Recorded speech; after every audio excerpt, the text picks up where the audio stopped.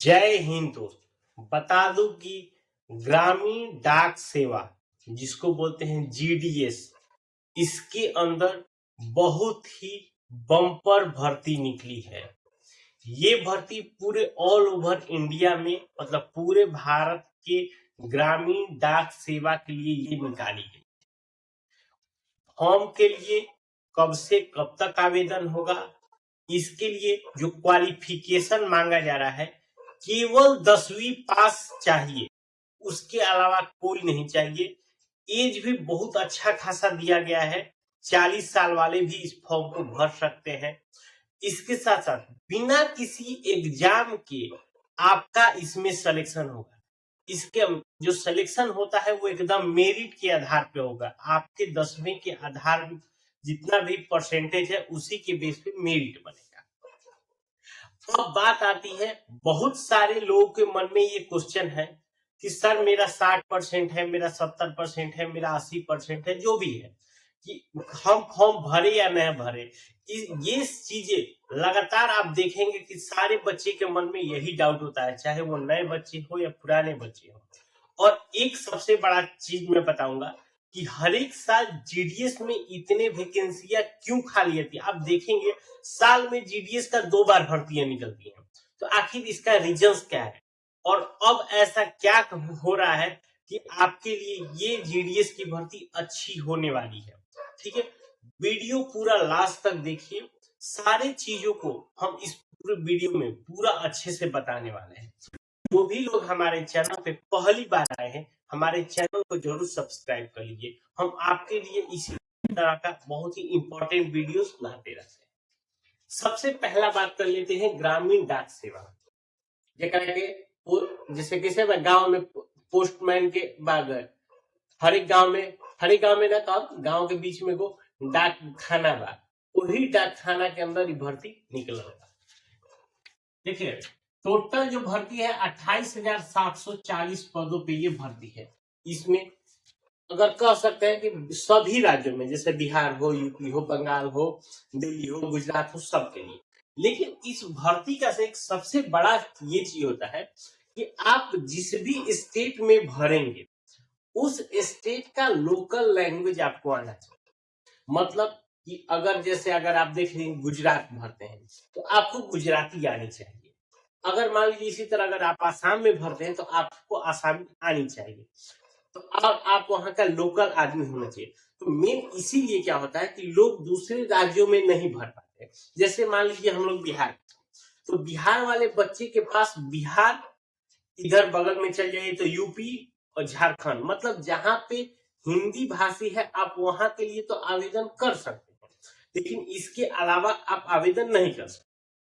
उसके साथ साथ अब मान लीजिए आप यूपी में जब आवेदन करते हैं तो इसमें सैलरी इतनी कम रहती है कि आप सोचेंगे कि वहां पे जाकर मान लीजिए हम जाके कैसे सरवाइव करेंगे। मेरी इतनी ही कम सैलरी में वहां जाके रहना, खाना, अपना सरवाइव करना। तो इसीलिए लोग क्या करते हैं कि अपने ही राज्यों में ये चीज करते हैं। लेकिन अब ऐसा करने की जरूरत नहीं है, क्योंकि अब इसमें एक सैलरी, एक आपको कमीशन बेस भी हो गया है। अब डाक खाना केवल चिट्ठी बांटने वाली चीज ही नहीं रह गई है, इसके अंदर बहुत सारे स्कीम्स आ गए। बैंक का खाता खुला के देखेंगे, इंडिया पोस्ट पेमेंट बैंक आ रहा है, डाक से जोड़ दिया गया है। उसके साथ डाक के साथ बहुत सारे बीमाएं जोड़ दी गई है। लड़कियों के लिए सुकन्या योजना, ये सब बहुत सारा लाइफ इंश्योरेंस है, उसके तहत आपको कमीशन भी दिया जा रहा है। तो इसीलिए अब ये सैलरी भी आपको कमीशन बेस हो गई है। तो इसलिए सारी चीजों को हम आप समझते जाइए। देखिए ऑनलाइन इसका 31 जनवरी से शुरू होकर 14 फरवरी तक आप इसको फॉर्म को डाल सकते हैं। मात्र 15 दिन का समय दिया गया। फॉर्म भरने के लिए देखिए आपको मात्र 100 रुपए का जरूरत किसको है, जो जनरल होगा, ईडब्ल्यूएस होगा और ओबीसी कैटेगरी, ये तीनों को 100 रुपए चार्ज लगेगा। अगर कोई एससी होगा, एसटी होगा या कोई भी लड़की फीमेल, तो उसके 0 रुपए का चार्ज देना पड़ेगा। ठीक, इसमें देखिए क्वालिफिकेशन में पहले बोल दिया कि केवल 10वीं के आधार, अगर जो भी बच्चा 10वीं पास है वो इस फॉर्म को भर सकता है। इसमें उसको कोई भी किंतु परंतु सोचने की जरूरत नहीं। एज देख लीजिए, एज है 18 साल से लेके 40 साल। एज भी अच्छा खासा दिया है, मान लीजिए कोई 35 साल का भी होगा तो उसको भी अगर मान लिया मन करा कि नहीं चलो एक बार हम भी फॉर्म भर के देखते हैं, तो उसके लिए भी कोई दिक्कत की बात नहीं है, वो भी फॉर्म आराम से भर सकता है अगर वो 10वीं पास है। अब देखिए इसमें जो पोस्ट होता है 3 तरह के पोस्ट पे भर्ती निकलती है। पहला हो गया ब्रांच पोस्ट मास्टर, जिसको बोलते हैं बीपीएम। ठीक, मतलब कैसे गांव में एक डाकखाना है, डाकखाना का आपको पोस्ट मास्टर मतलब उस ब्रांच का आपको मैनेजर के तौर पे कह लीजिए, उस ब्रांच का मैनेजर।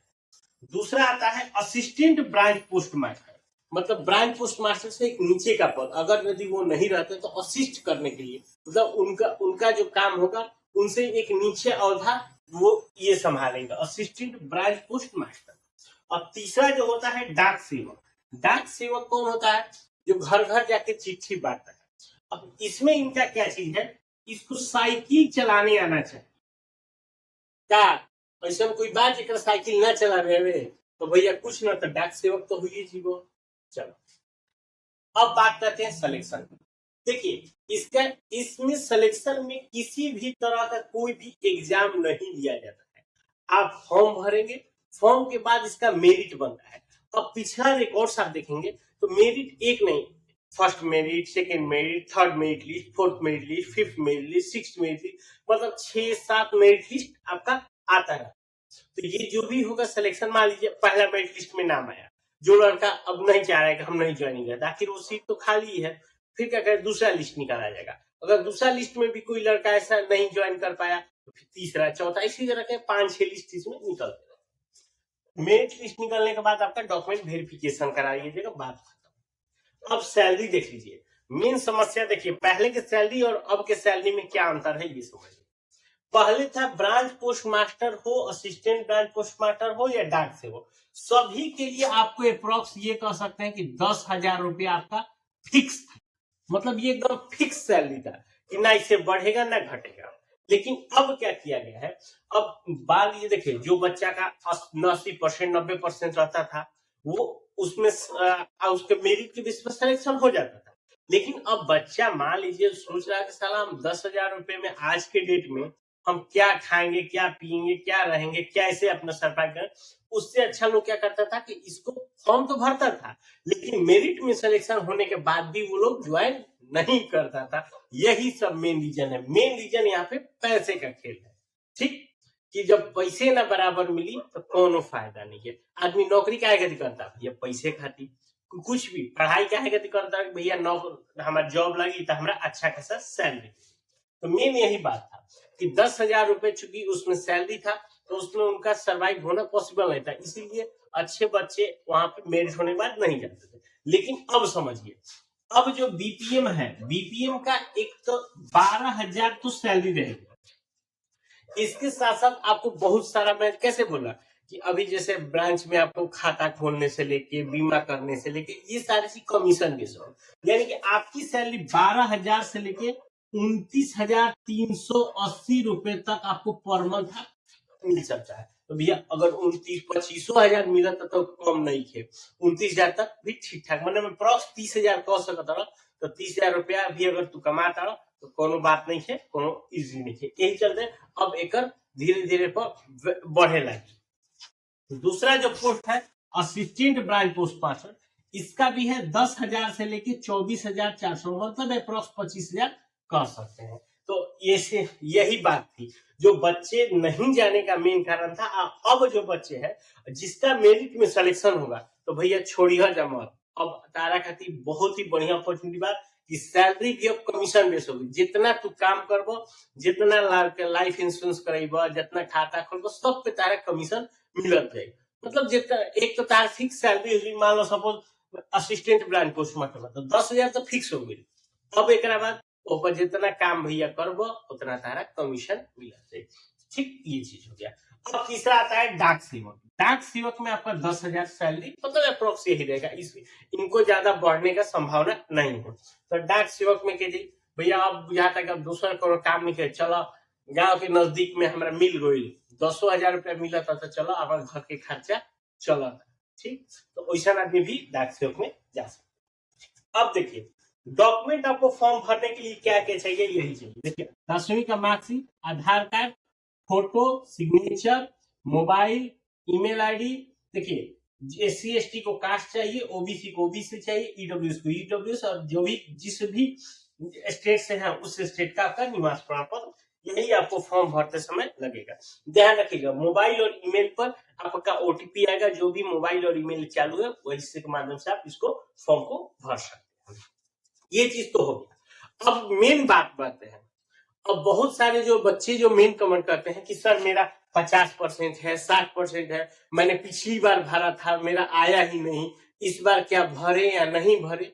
देखिए एक लाइन में हम आपको बताते हैं, इसमें आपका ये भी नहीं कह सकते हैं कि जिसका 80% है उसका हो ही जाएगा और जिसका 60% है उसका नहीं होगा। क्यों ऐसा बोल रहे हैं? देखिए इसमें क्या होता है कि जब आप फॉर्म भरते हैं तो 30 प्रेफरेंस आपके भरने होते हैं। अब इसमें क्या होता है कि आपको कभी कभी लक ऐसा क्या होता है, मान लीजिए कोई बच्चा 60% है, ठीक, आपने जहां पे फॉर्म भरा, मान लीजिए बी पोस्ट C D ऐसे कर करके आपने मतलब पूरा भर दिया। अब मान लीजिए जिस पद के लिए आप भरे हैं वहां पर केवल आप ही का फॉर्म गिरा है, दूसरा कोई गया नहीं है, तो अब क्या होगा कि भैया अब वहां पे 60 वाला हो चाहे 50 वाला हो, जो भी बच्चा वहां पे भरा होगा उसका सिलेक्शन के लिए मेरिट में नाम आ जाएगा। यही चीज है। अब बात करते हैं उसी तरह, मान लीजिए कहीं पे फॉर्म भर गए हैं, आपका 80% है, लेकिन वहां पे क्या है कि 80 के बाद भी किसी का 81 है, किसी का 85 है, ऐसे कर करके वहां पे 50 फॉर्म गिरे हैं, तो क्या होगा, तो अब वहां पे 80 वाले को तो भी कंफ्यूज नहीं है, उसका होगा ही होगा। तो इसीलिए इसमें एक चीज किसी का श्योरिटी आप नहीं कर सकते हैं कि 80% वाले का या 90% वाले का हो ही जाता है और 60% वाले का नहीं होता है, नहीं। इसीलिए मेरा एक राय है कि इस फॉर्म में बहुत ज्यादा पैसा तो नहीं लग रहा है। मान लीजिए अगर SC ST है या लड़की है तो 0 रुपए का चार्ज है, अगर जनरल EWS है तो 100 रुपए का चार्ज है। तो आप लोग फॉर्म जरूर डालिए, हो सकता है कि इसमें अगर आपका तुक्का भी फंस सकता है कि आप जिस पोस्ट पे डाले हैं वहां पे कोई दूसरा, वहां पे कोई भरा ही नहीं है, तो आपका होने की संभावना हो सकता है, एक बार।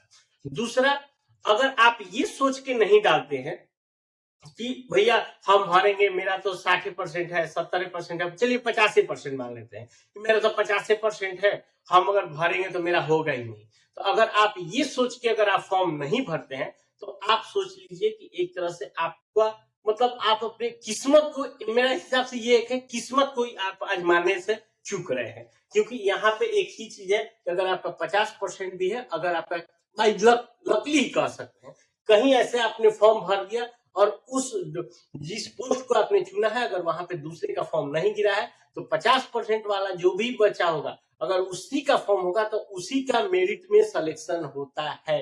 ऐसा इसीलिए मैं बोला कि इसमें कब जब निकलता है, देखिएगा 1 list, 2 list, 3 list, 4 list, 5 list, 6 list तक आपका आता है। क्यों आता है भैया, मान लीजिए मेरिट आ भी गया और वो बच्चा ज्वाइन नहीं किया, 1 कॉल हो गया, 2 कॉल हो गया, तो भैया किसी कोई भी अधिकारी अगर मान लीजिए जो ये एक एग्जाम कंडक्ट करा रहा है, वैकेंसी निकाल रहा है, इसके अपने कैसे खर्च होते हैं, तो अब वो खर्च भैया कर रहा है तो क्यों भैया सीट को खाली छोड़ेगा, भैया किसी को भर लो, 50% वाले को भर लो, कम से कम उसको वो तो काम कर पाएगा ना, वो तो मेरा काम करेगा। तो और इसके लिए और आप मैं बता दूं कि अब बच्चे कम ऐसा कम होंगे कि जिनका सिलेक्शन होगा नहीं बनेंगे, इसलिए कि सैलरी भी भैया बेहतरीन हो गया है। देख लीजिए 12,000 से लेके अप्रोक्स 29,000 हो गया है, यहाँ 10,000 से लेके 24,500 हो गया है। तो ये पद आपके लिए अच्छा है। तो जो भी लोग भरना चाहते हैं वो अपना 14 फरवरी से पहले पहले अपना फॉर्म भर लीजिएगा, ठीक है। तो कोई और कंफ्यूजन होगा तो हमें कमेंट करके जरूर पूछिएगा, ठीक है। मिलते हैं नए वीडियो में, तब तक के लिए जय हिंद।